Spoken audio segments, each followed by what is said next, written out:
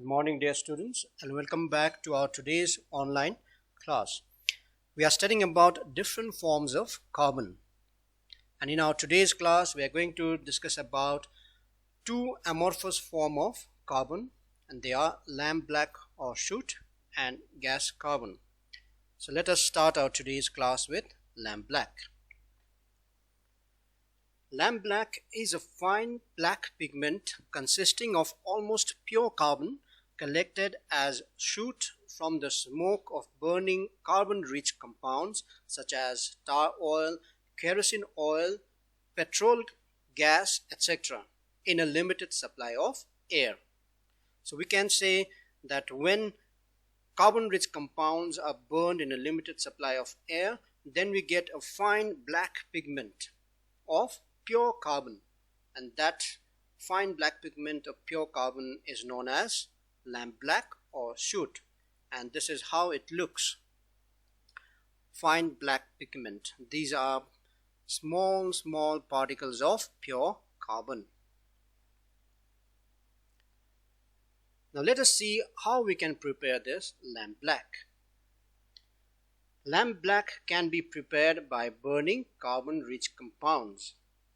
Those carbon-rich compounds can be any one of either oil, petrol, tar oil, paraffin, naphthalene, etc. These compounds burn with a smoky flame that contains a large amount of free carbon. So when we burn carbon-rich compounds, they produce smoky flame.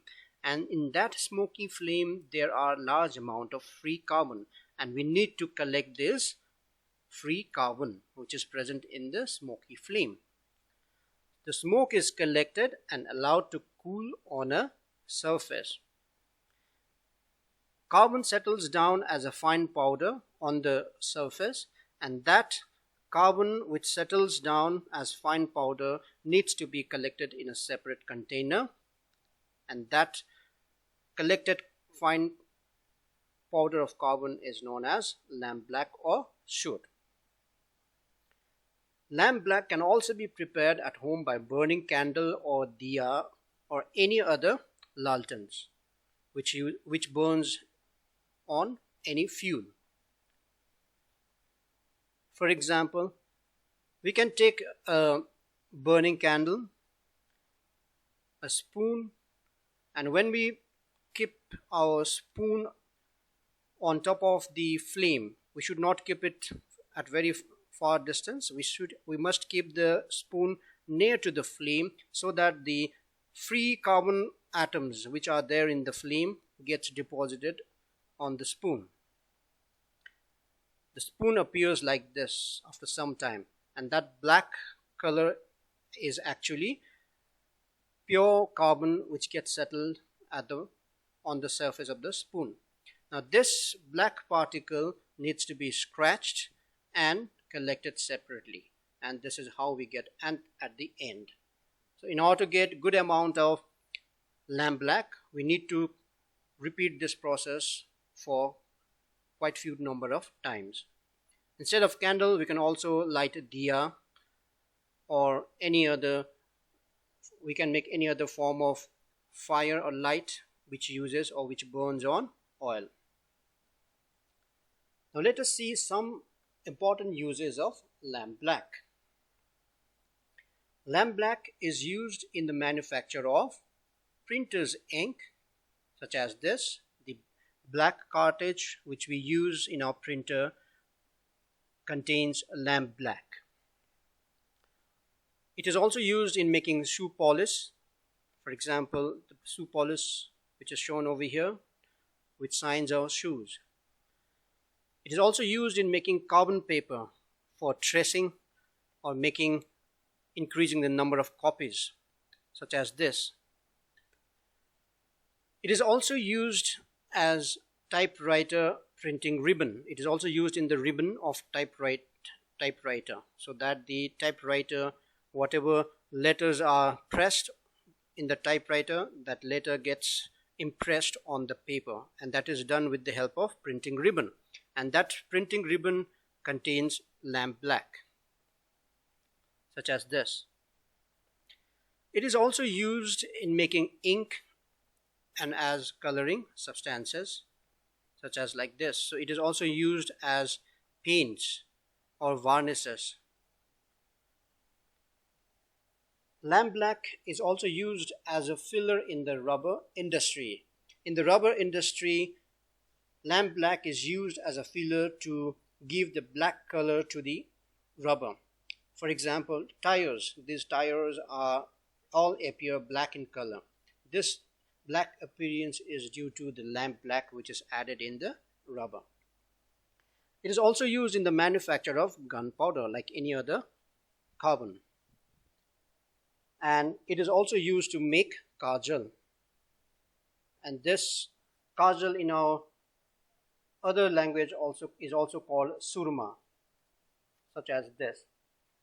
But dear students, please remember, applying surma on the eyelashes of little ones, baby, is not safe, because that might block the pores through which tears comes out, or sometimes that carbon particle can enter into the eyeball and block the iris.